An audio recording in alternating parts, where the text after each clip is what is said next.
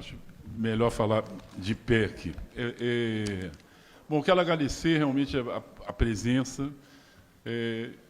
A gente pensou em homenagear Vladimir Herzog desde o início do ano. Desde o início do ano, quer dizer, quando vimos que em outubro, né, se completariam 50 anos do assassinato de Herzog, e começamos a pensar no que fazer. Aí nós criamos, simbolicamente, um selo, Ano Herzog, né? Foi criado pela ABI já para homenageá-lo durante o ano todo.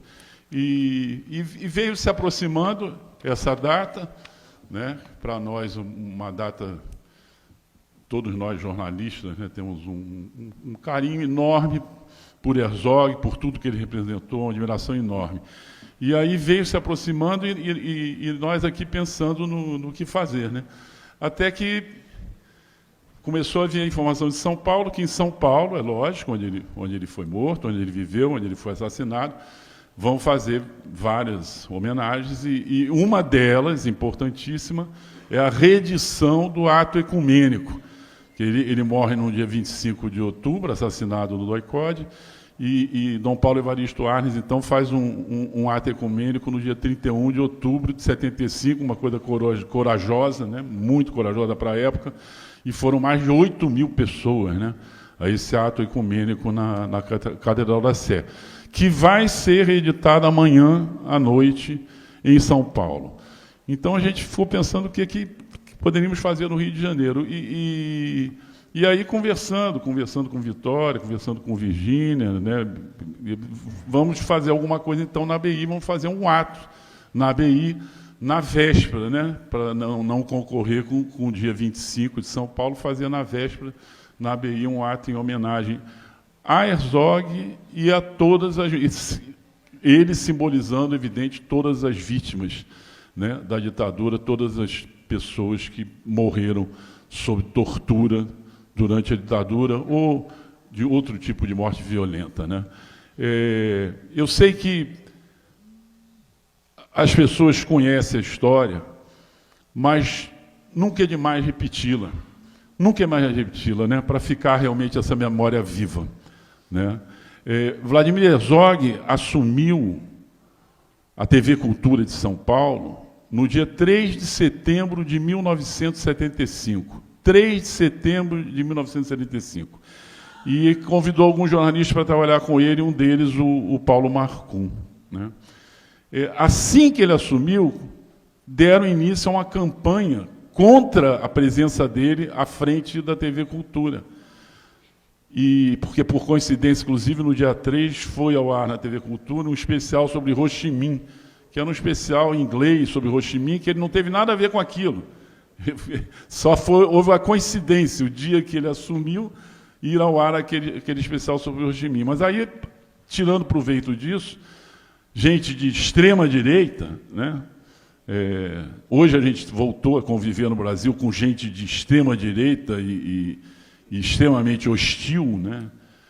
Então, gente de extrema-direita começou a atacar o Herzog, né? Na imprensa, um jornalista, eu tenho que citar o nome, porque tem que ficar registrado, se chama Cláudio Marques, né? Isso era um facínora, que se vestia de jornalista, tinha uma coluna no jornal do Shopping News, em São Paulo, e na coluna começou a dizer que tinham transformado a TV Cultura em TV Vietnã Cultura, infestado de jornalistas comunistas, etc. e tal. E aí havia 2 deputados estaduais que ecoaram isso. Um era o José Maria Marins, que depois se envolveu com o esporte, foi presidente até da CBF, e o outro, Vadir Elu, que chegou a ser presidente do Corinthians, e os dois ecoando aquilo, né? E, naquele exato momento, havia uma perseguição aos comunistas e aos membros do Partido Comunista Brasileiro, né?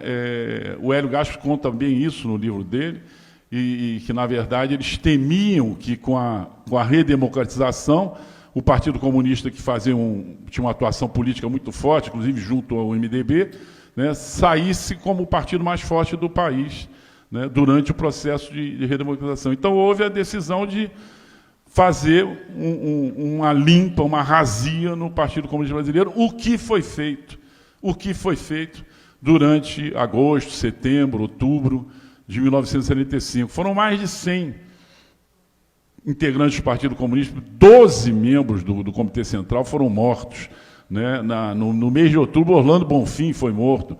O Zé Montenegro, que era um dirigente estudantil, foi morto no final de setembro. Né? Então, eles vão atrás de Herzog, tinham prendido já o Paulo Marcum, no dia 17 de outubro de 75, eles prenderam o Marcum e a mulher dele, a Adileia. Né? Prenderam os dois. E prenderam também Rodolfo Konder, né? Outro jornalista da família, irmão de Leandro Konder, também presos. E aí eles vão atrás do Herzog na redação, para prender Herzog, né? Mas ele é cercado pelos companheiros, estava em processo de fechamento, e os companheiros, então, impedem que eles levem Herzog, e Herzog assume o compromisso de se apresentar livremente, não digo espontaneamente, mas ele se apresentar no dia seguinte ao DOI-CODE de São Paulo, na Rua Tutóia. Nós estamos falando de um jornalista conhecido no país todo, diretor da TV Cultura, convidado por José Mindlin, um grande empresário, dono da Metalese, e com aval do governador Paulo Egídio Martins. Então, o Herzog dorme em casa, acorda no dia seguinte, se despede da mulher, Clarice Herzog, eles tinham 2 filhos, o André e o Ivo, e vai ao quartel. Né? Ele acreditava na humanidade. Né? Ele acreditava na humanidade. Ele tinha sido alertado. O Paulo Marcum tinha mandado uma advertência para ele, que ele não se apresentasse, que ele saísse de São Paulo, mas ele não acreditou. E se apresenta ali. Né? Não de forma ingênua, ele não era um homem ingênuo de forma alguma, era um homem vivido. Né? Mas ele não acreditou que ele, na função que ele ocupava, um jornalista conhecido, com endereço certo, né? Local de trabalho, ele disse, não, vou lá, vou depor e volto para casa. Né? Bom, ele chegou, colocaram logo ele no uniforme de preso, e eles começaram, então, o suplício, a tortura, com choques. O Leandro Konder acompanhou aquilo, ouviu os gritos de Herzog, eles interrompem, chamam o Leandro Konder para fazer uma cariação, e o Leandro diz, olha, Vlado, não adianta resistir e tudo, assina aí o documento. E aí eles dão o documento para ele assinar, né, reconhecendo que era militante do Partido Comunista Brasileiro. Ele chega a pegar o documento, isso na versão Leandro Konder, e ele rasga o documento e se nega a entregar esse tipo de documento. Imediatamente reiniciam a tortura e reiniciam os choques elétricos. Né? E Vlado morreu. Como diz o nosso Paulo Marcum, ele entrou ali espontaneamente, se apresentou e saiu dali, horas depois, num saco preto, defunto, morto, torturado pela ditadura militar. Esse não é o único exemplo, por isso nós estamos aqui homenageando todos os mortos pela ditadura militar. Mas eu gostaria de dizer só mais uma coisa. Vocês me desculpem por me ter alongado, muitas pessoas vão falar. Mas eu fiz questão de registrar a passagem histórica em si. Mas há um detalhe muito importante, e que não pode deixar de ser citado. Vladimir Herzog nasceu na Croácia, em 1937, uma família de judeus. E os judeus estavam sendo perseguidos pelos nazistas naquela época na Croácia.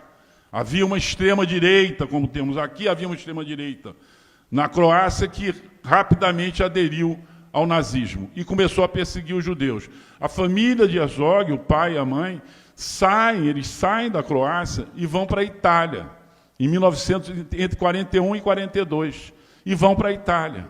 E ficam na Itália até o fim da guerra. Quando eles decidem vir para o Brasil, em 1946, e quem conta isso é Herzog, eles tinham perdido todos os parentes em campos de concentração na Europa. Todos os Herzog. O único Herzog vivo ficou sendo o pai dele, que traz a mulher e o filho para o Brasil. Então, lamentavelmente, a gente tem que chegar à seguinte conclusão. Vladimir Herzog Sobreviveu ao nazismo na Europa, mas não sobreviveu ao fascismo no Brasil. Isso é fato histórico. Foi morto por fascistas brasileiros, né? E isso tem que ficar registrado. E daí esse ato hoje. Então, eu vou passar a palavra a todos, agradeço novamente a presença e digo de coração, Vlado presente, Vlado presente.